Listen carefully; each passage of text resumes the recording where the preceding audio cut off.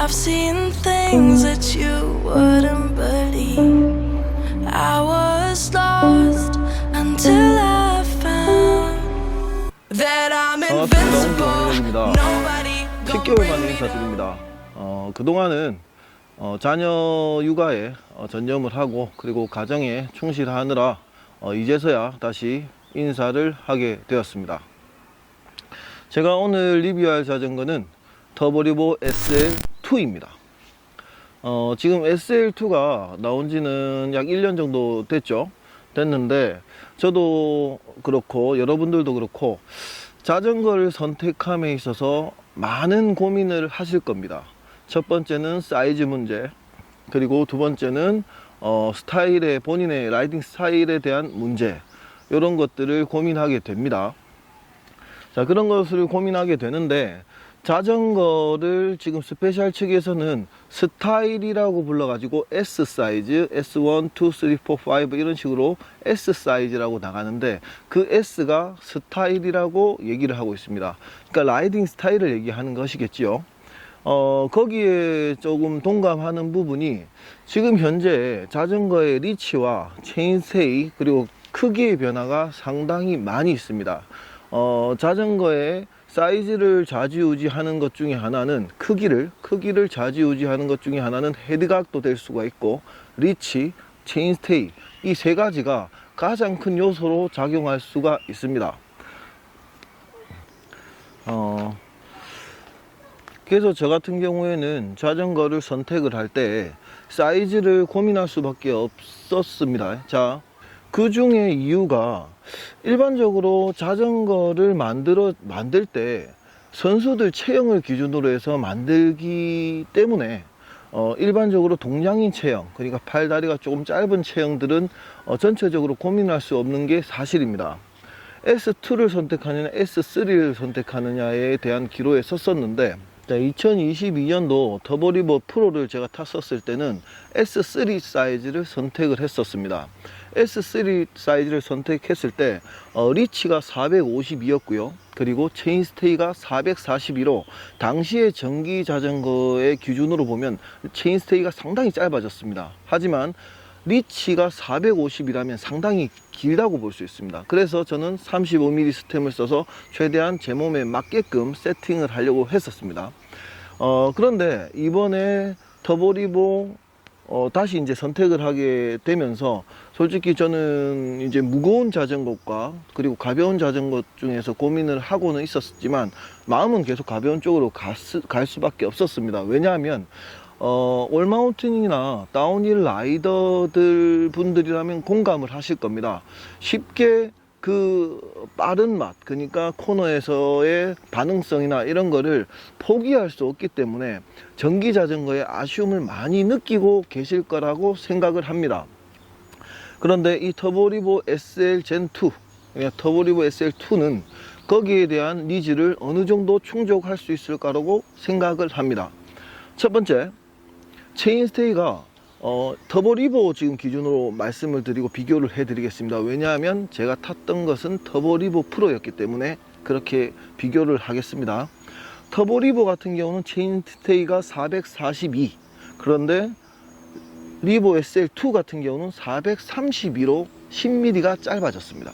그리고 리치 같은 경우도 마찬가지 452에서 442로 짧아졌습니다. 이것은 무엇을 뜻하느냐, 무조건 리치를 길게 쓸 것이 아니라 자전거의 기준점을 조금 더 잡아 나간다고 저는 생각이 되어집니다.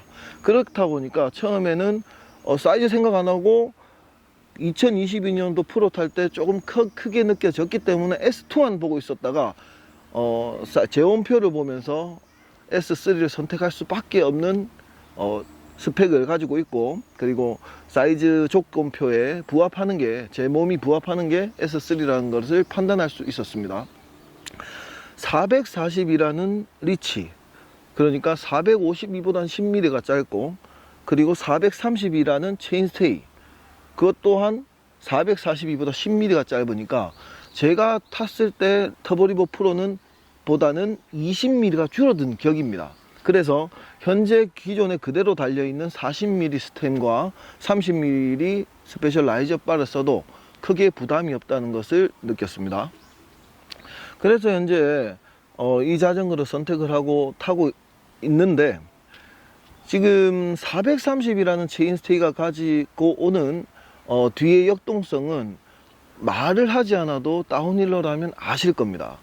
일반적으로 짧은 체인스테이를 가지고 있는 다운힐이나 이런 것들이 보통 430입니다. 근데 다운힐 같은 경우는 고속 활강을 어느 정도는 받쳐줘야 되기 때문에 체인스테이를 극강으로 짧게 하면 오히려 고속 안정성이 불안해지기 때문에 리치를 조금 길게 하는 경향은 있습니다. 그런 것에 비교를 할 때 이 자전거는 상당히 만족스러운 결과를 도출해낼 수 있다고 판단되어집니다. 지금 제가 조금씩 타보고는 있는데 자주는 지금 못 타보고 있습니다만은 조금씩 타보고 있는데, 코너에 대한 반응성과 그리고 무게가 지금 18kg대이기 때문에 원래 전작에 제가 리보 같은 경우와 약 3.5에서 4kg 정도가 차이가 납니다. 이것은 아주 큰 무게의 차이이기 때문에 저는 리보 SL을 선택한 이유 중에 하나이기도 합니다. 그리고 전작의 SL1과 SL2의 큰 차이점 중에 하나는 토크입니다. 스페셜 기준으로 에코 모드를 기준으로 볼 때는 SL1이라고 볼 수 있고, 그 다음에 트레일 모드로 볼 때는 SL2 50토크라고 볼 수 있습니다. 자, 그렇기 때문에 50토크지만 가볍기 때문에 충분한 힘을 발휘할 수 있고 충분히 어느 정도까지는 멀리 갈 수 있는 그런 조건을 갖추고 있는 자전거입니다. 제가 이 영상을 올리게 되면 여러분들이 또 연락이 오실 것 같습니다. 시작을 하는 개념인데 연락도 없었다, 이렇게 말씀을 하실 분들도 계실 것 같은데, 조금 놀래켜 드린다고 생각을 해 주시고 웃으면서 봐주시기 바랍니다. 지금 현재 이 자전거가 제 세팅법으로는 앞뒤 이치로 세팅을 해놨기 때문에 다운을 칠 때 좀 더 공격적인 자세가 나올 수는 있다는 사실 하나, 그리고 코너에서도 강점을 가지고 있을 수 있다는 강점이 있습니다. 2구 같은 경우는 29인치 같은 경우는 돌파 능력은 상당히 우수하지만 코너에서의 그립감이 상대적으로 조금 덜하다고 저는 생각합니다. 왜냐하면 자전거의 높이가 조금 더 올라가기 때문에 앞을 누를 수 있는 힘 자체가 2치로 밸런스가 동일한 2치로 선상과는 조금 다를 수밖에 없다라고 생각하는 게 저의 견해입니다. 그렇기 때문에 저는 앞뒤 2치로를 정석 세팅으로 지금 해놓은 상태고, 타이어 같은 경우는 비토리아사의 마짜를 선택하고 있습니다. 비토리아사의 마짜 같은 경우는 그립력도 우수함을 뿐더러 그 컴파운드 자체가 상당히 오랜 기간 사용함에 있어서 버텨주고, 가격 또한 메리트 있는 가격으로 한 7만원 정도만 살 수 있기 때문에 일반적인 타이어보다 선호를 하는 편입니다. 꼭 가격 때문만은 아니라 실제로 사용해 보시면 이 트레드의 형태에 따라 이 코너에 감기는 속도가 비토리아의 마텔로 타이어보다 조금 더 빠른 그런 성향을 가지고 있고, 뭐 하이롤러나 그리고 제가 다른 아세가이나 이런 걸 써봤지만 개인적으로 추천을 하고 사용하고 앞으로도 계속 사용할 타이어는 이 마짜라는 타이어입니다. 앞으로는 교육 영상을 조금씩 올릴 듯 싶습니다. 저 또한 뭐 특별히 배움 없이 이렇게 타고는 있지만 제가 아는 선상에서 최대한 여러분들에게 도움이 될 수 있는 그런 자료로 찾아뵙는 걸로 하고요. 그리고 미천한 실력이나 배울 건 배우고 버릴 건 버리면서 본인의 스타일을 찾아가셨으면 하는 마음에 그렇게 알려드리려고 하니까 좋게 봐주시면 감사하겠습니다. 감사합니다.